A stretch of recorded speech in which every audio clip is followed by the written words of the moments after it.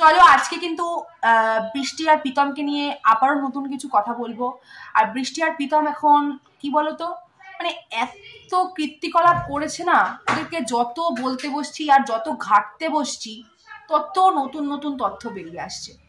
আর যখনই সেই তথ্যগুলো তোমাদের সামনে তুলে দিচ্ছি, তোমাদের মতো যারা কিছু ভিউয়ার্স রয়েছে, যারা বোঝো ব্যাপারটা কি, বা অরিজিনালি যে ওরা খারাপ বা অরিজিনালি যে ওরা দোষী, সেটা যখন তোমরা বুঝতে পারছো, তারা কিন্তু এসে নেগেটিভ কমেন্টস করছো না, তারা এসে পজিটিভ কমেন্টস করে আমাকে আরো উৎসাহ দিচ্ছ যে হ্যাঁ দিদি তুমি আরো ভিউ দাও বা ভিডিও করো। কিন্তু যারা তোমরা বুঝতে পারছো না এখনো পর্যন্ত, তারা এসে নেগেটিভ কমেন্টস করছো, যদিও বা সেই নেগেটিভ কমেন্টসে আমার কিছু যায় আসে না। এটা আমাকে আরো উৎসাহিত করে, কারণ নেগেটিভ থাকবে পজিটিভ থাকবে, দুটো নিয়েই আমাদের জীবনে এগিয়ে যেতে হবে। তো সেইভাবে দেখতে গেলে আবারও নতুন কিছু তথ্য উঠে এসেছে, তো সেই নিয়ে আমি কথা বলবো। তো প্রথমে তোমাদেরকে বলবো যে একটা মানুষকে নিয়ে আমরা আজকে কেন এত কন্ট্রোভার্সি করছি বা করব, এই সুযোগটা কেন আসলো। তো এই যে সুযোগটা আজকে আসলো যে বৃষ্টিকে নিয়ে আমরা কথা বলতে পারি, ওকে নিয়ে আমরা নেগেটিভ মতামত, নেগেটিভ কথা, নেগেটিভ মন্তব্য, তুমি যেটাই বলো না কেন সেটা আমরা করতে পারি। আজকে সেই জায়গাটা এরা দুজন, এই ভেড়া আর ন্যাড়া মিলে করে দিয়েছে। এরা দুজনে মিলে আজকে আমাদেরকে কন্টেন্ট ক্রিয়েট করতে বাধ্য করেছে, কারণ পজিটিভিটির কাছে নেগেটিভিটি হেরে যায়। আর ঠিক সেইভাবেই ওদের নেগেটিভিটি আমাদের মতো কন্টেন্ট ক্রিয়েটার যারা রয়েছে, যারা পজিটিভ ভাইবস রেখে ভিডিও করে থাকে বা সত্যিটা নিয়ে তোমাদের সামনে আলোচনা করতে বসে, তারা কিন্তু ওদের এই নেগেটিভিটিটাকে ভেঙে দিয়েছে। সেই জন্যই কিন্তু এখনকার দিনে দাঁড়িয়ে বৃষ্টির শরীর খারাপ নিয়ে কিন্তু ওদের কোনো চিন্তা নেই, কোনো মাথা ব্যথা নেই, না কোনো আপডেট আছে।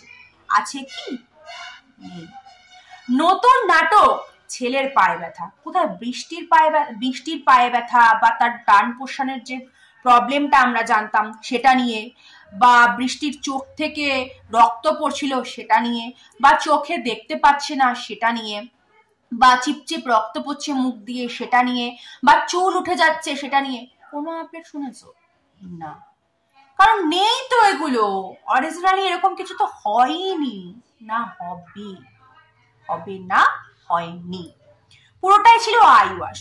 বর্তমানে নতুন নাটক, চুল উঠে যাওয়ার সাথে সাথে এখন নাকি ভুরুর চুলও উঠে যাচ্ছে। খুব ভালো করে ভিডিওটা লক্ষ্য করে দেখবে, ভুরুটা চেঁচে দেওয়া হয়েছে। চেঁচে যেই জায়গাগুলো দিয়েছে সেই জায়গাগুলো দেখবে খুব ভালো করে তেল তেলে আর সাদা হয়ে আছে, বুঝলে? এই হচ্ছে ব্যাপার। তো কতটা ঘনিতা করলে পরে একটা মানুষ প্রথমে চুল, তারপরে চোখ, তারপরে হাত, তারপরে মুখ, এখন আবার ভুরু।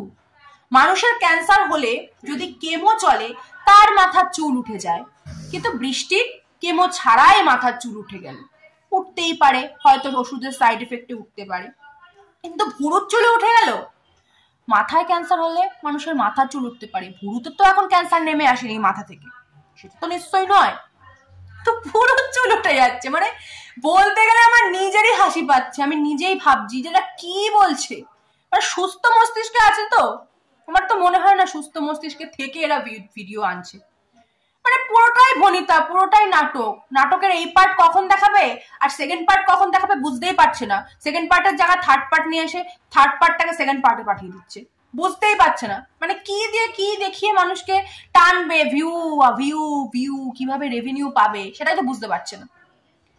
তো এখন আবার বুঝতেই পারছো এটা হচ্ছে নতুন নাটক চলছে।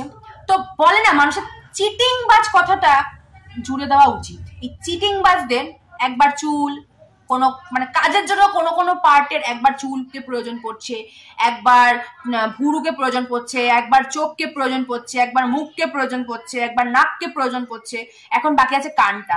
এরপর বলবে কান থেকেও হয়তো কিছু হচ্ছে। তাই মানুষের কোনো কাজ নেই তো।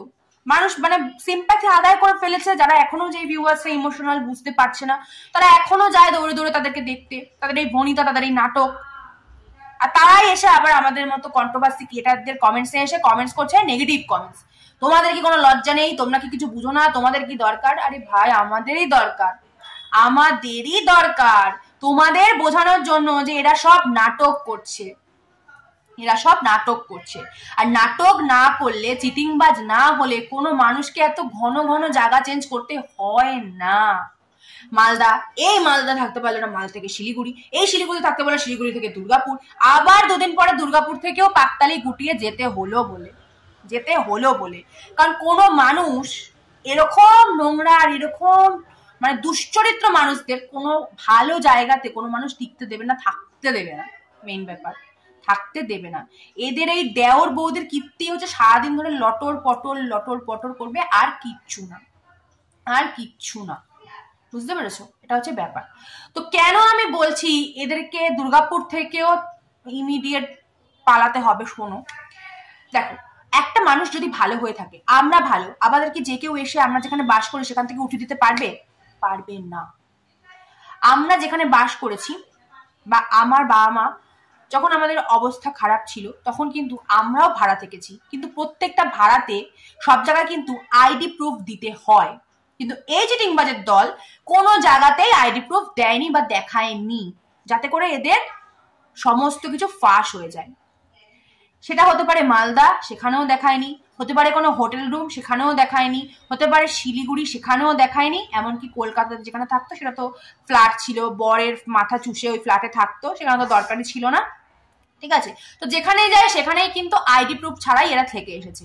তো এতই যদি অসুস্থতা থাকবে বৃষ্টির, তাহলে যখন তোমরা শিলিগুড়ি থেকে দৌড়ে দুর্গাপুরে চলে আসলে, তাহলে কেন মানে হুড়োতাড়া করে বৃষ্টিকে বাইরে নিয়ে গেলে না?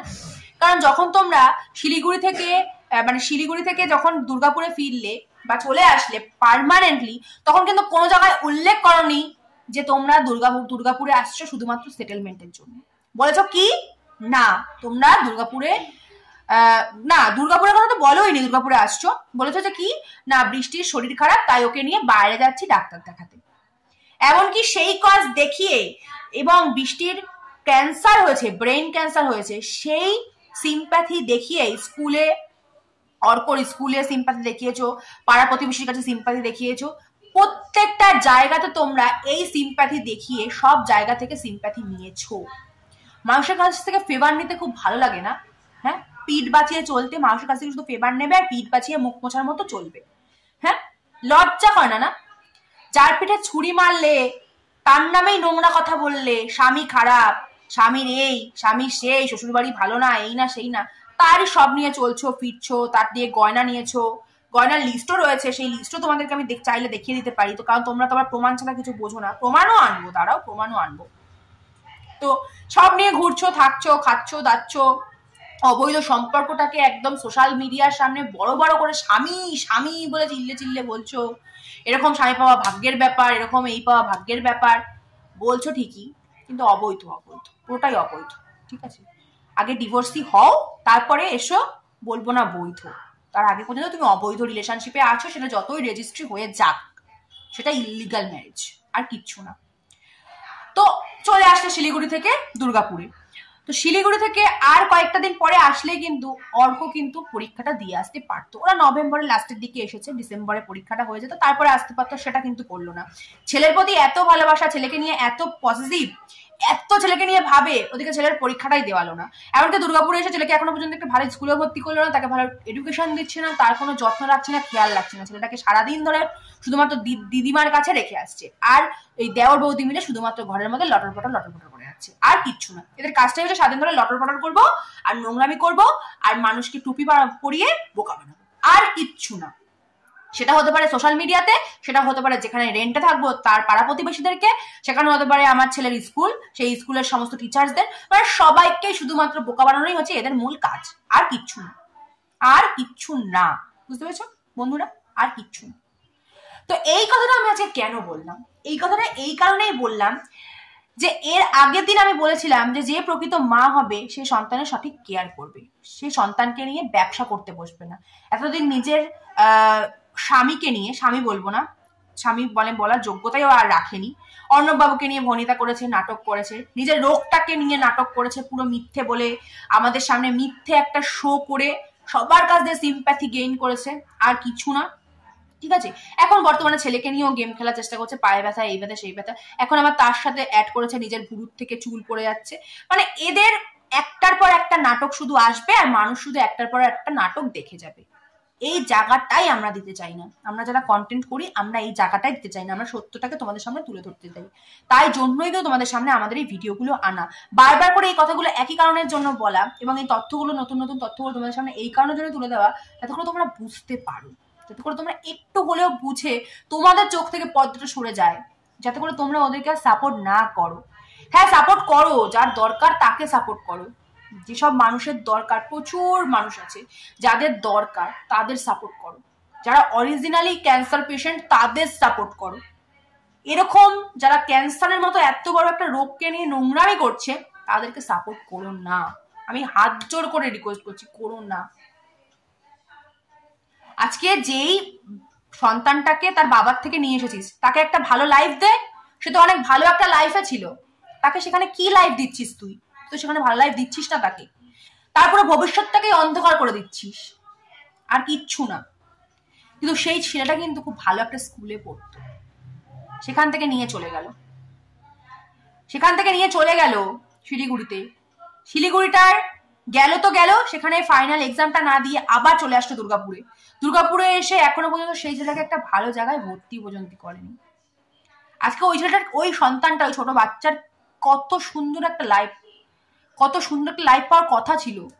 হ্যাঁ, অর্ণব বাবুর ছেলে কত সুন্দর একটা সে লাইফ পেত, সেখানে ও কি লাইফ পাচ্ছে, কি শিখছে? 2 বছর পরে যখন বড় হবে, যখন জ্ঞান হবে যে তার মা এরকম চরিত্রে, তার মনে কি এফেক্ট ফেলবে, কি এফেক্ট পড়বে। আর এই ভিডিওগুলো তো মুছে যাবে না, সবই থাকবে, সবই জানবে, সবই দেখবে। কি বুঝবে বলতো? বাচ্চাটা কি শিখবে? ওর মাথায়, ওর মনে কেমন এফেক্ট ফেলবে? শুধুমাত্র তোমরা এটুকু ভাবো। হ্যাঁ, তোমরা অনেকে বলছো যে ওরা ওদের মতো করে ভালো আছে। শুধুমাত্র ওরা ভালো আছে, ওরা ভালো থাকতে চাইছে, তার জন্যই তো জীবনটা নয়। একটা অবৈধ সম্পর্ককে বৈধ বানাতে গিয়ে কত ভনিতা, কত নাটক করলো এরা, কত নাটক করলো। মাঝখান দিয়ে কার জীবন নষ্ট হলো? অর্ণব বাবুর জীবন না, অর্ণব বাবুর মান সম্মান নষ্ট হলো, তার উপরে তার সাথে সে তার সন্তানকে হারালো। যদিও বা অর্ণব বাবু চেষ্টা করছে, অনেকভাবে অনেক কিছু করার চেষ্টা করছে, সেটা অন্য সময় বলবো। এখনো অর্ণব বাবুকে নিয়ে বলার মতো আমরা পারমিশন পাইনি। হয়তো কিছু কথা বলতে পারি, কিন্তু প্রপারলি বলার পারমিশন এখন আমরা পাইনি, পেলে অবশ্যই তোমাদেরকে জানাবো। কিন্তু ছেলেটা তার এই ছোট বয়সটাতে কি হলো? সে তার বাবাকে হারালো, আবার যাকে পেয়েছে সেও তেমন কেয়ার করছে না। আমি বলেছিলাম একটা সময় যে প্রীতম খুব ভালো বাবা, কিন্তু সেই গুণটা কিন্তু তার মধ্যে আমি দেখতে পাইনি। আর কিছুই না, এখান থেকে অর্ক কিন্তু কিছুই ভালো শিখতে পারবে না, এদের থেকে কোনো ভালো জিনিস শেখার নেই। কারণ বৃষ্টি আর প্রীতম এরা দুজনে 1 নম্বরের চিটিংবাজ, 1 নম্বরের নোংরা চরিত্রের। আর কিছু বলার নেই, আমার মুখে কোনো ভাষা নেই। আমরা তো এখানে নোংরা শব্দ ইউজ করতে পারি না, তাই। আর আমাদের দরকার হলে নোংরা শব্দ ইউজ করার। আমরা এটুকু বলেই বুঝিয়ে দেওয়ার চেষ্টা করছি যে ওরা যেরকম ধরনের মানসিকতার মানুষ, এখান থেকে কোনো সন্তান ভালো একটা এডুকেশন পেয়ে ভালো জায়গায় যাবে, ভালোভাবে বড় হবে, এটা খুবই একটা ক্রিটিক্যাল ব্যাপার। তোমরা যারা বলছো না যে তোমরা কেন ওকে নিয়ে কন্ট্রোভার্সি করছো, কেন ওকে নিয়ে পড়েছো, কেন ওর পেছনে লাগছো, কেন তোমাদের কোনো লজ্জা নেই? আমাদের লজ্জা করছে, কিন্তু ওদের লজ্জা নেই। তোমরা এটা বুঝতে পারছো না। যারা কীর্তিকলাপগুলো করেছে তাদের লজ্জা নেই, লজ্জা আমাদের লজ্জা হচ্ছে। আমাদের লজ্জা হওয়া উচিত। হ্যাঁ, লজ্জা হচ্ছে লজ্জা।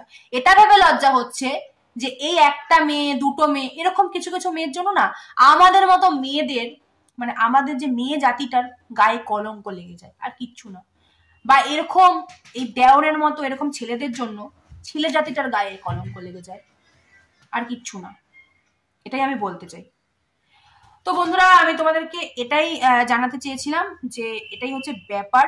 পুরো ফান্ডাটা কি বুঝতেই পারলে যে এরা কোনো জায়গায় স্থায়ীভাবে থাকতে পারবে না, কারণ চরিত্র খারাপ হলে কোথাও স্থায়ীভাবে টিকতে পারে না। আর কাউকে ভালো এডুকেশনও দিচ্ছে না, অর্ককে তো ভালো এডুকেশন দিচ্ছেই না, আর আমাদের সমাজটাকেও পুরো শেষ করে দিচ্ছে, সমাজটাকেও ভালো এডুকেশন দিতে পারবে না এরা। তো যাই হোক বন্ধুরা, এটাই তোমাদেরকে জানানো ছিল। আমি আবারও কোনো নতুন ভিডিও নিয়ে চলে আসবো। ততক্ষণ টেক কেয়ার, বাই বাই।